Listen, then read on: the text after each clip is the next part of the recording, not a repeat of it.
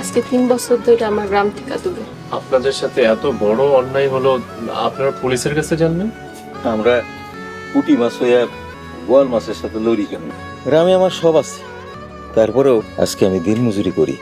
যাগো টাকা পয়সা আছে তারা সবসময় নির্দোষ, আর যাগো আমাকে মতো টাকা পয়সা নেই তারা সবসময় দোষী।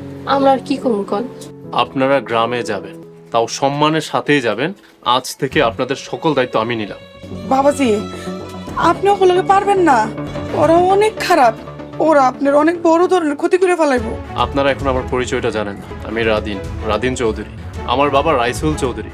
এই শহরের শিল্পপতি আমার বাবা, সেই সাথে একজন বড় মাপের পলিটিশিয়ান। ওনারা যদি বোয়াল মাছ হয়ে থাকেন তাহলে আমি হাঙ্গর।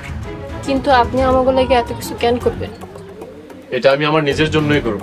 সমাজের ওই ধরনের কীট পতঙ্গের শাস্তি হওয়া দরকার। বাবাজি, সত্যি কইতাছেন?